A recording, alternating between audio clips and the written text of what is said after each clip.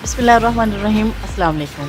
Kitchen with Maryam की नई और फ्रेश वीडियो में खुश आमदीद। आज हमारे किचन में बनने जा रही है बहुत ही मज़ेदार सी डिश जिसका नाम है मटन नली पुलाव। ये बहुत ही मज़ेदार बनता है। स्पेशली इसका नाम नली पुलाव इसलिए है क्योंकि इसमें सिर्फ मटन की जो नली वाले पीस होते हैं वही ऐड होंगे, इसमें गोश्त वाले पीस नहीं ऐड होंगे।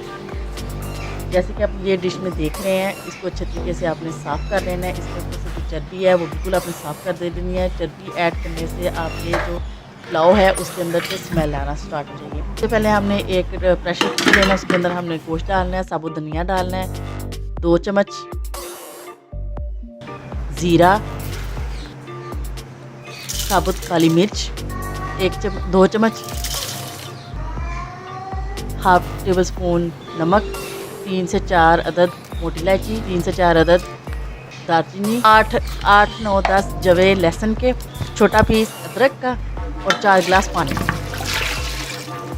4 गिलास पानी इसलिए ऐड किया है क्योंकि इसकी यखनी बननी है और यही यखनी ही हमने चावलों में ऐड करनी है। चलिए जी, इसको हम 15 मिनट के लिए प्रेशर लगा लेंगे।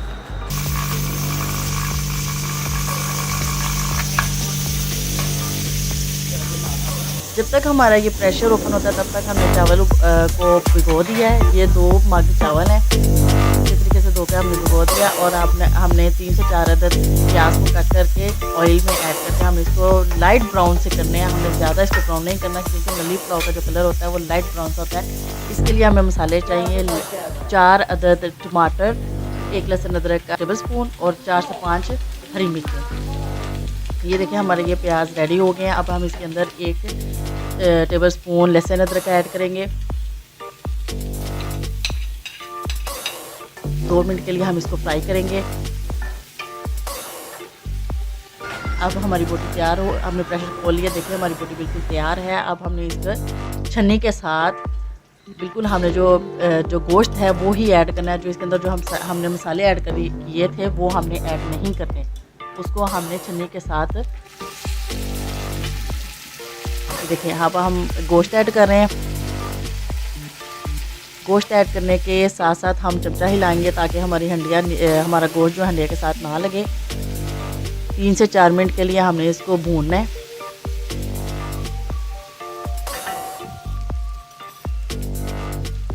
अब हम इसके अंदर हरी मिर्चें, टमाटर ऐड करेंगे और इसके साथ साथ ही हम इसके अंदर मसाले ऐड करेंगे। ये 1 टेबल स्पून नमक,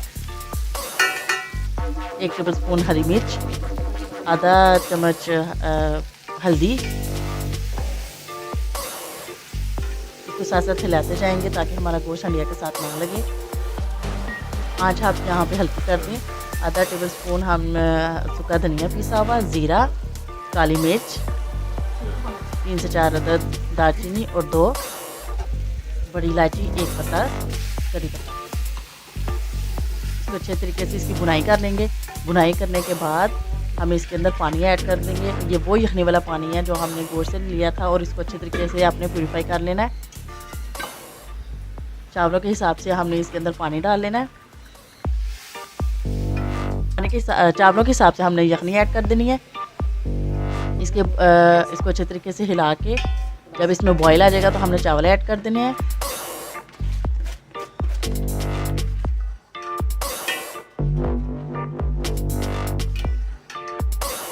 साथ साथ हंडिया को साफ करते जाना है, इससे आपकी हंडिया की सफाई का पता चलता है। ले जी, अब हम इसको हमारा पानी खुश्क हो चुका है। अब हम इस पर दम लगाएंगे।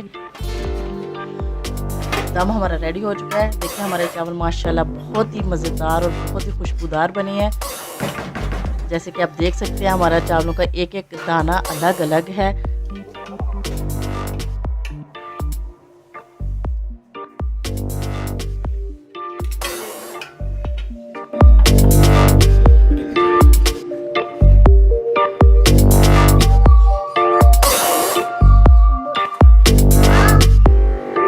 मौसम खुशगवार होने के साथ साथ ये चावल खाए जाए तो क्या ही मज़ा है।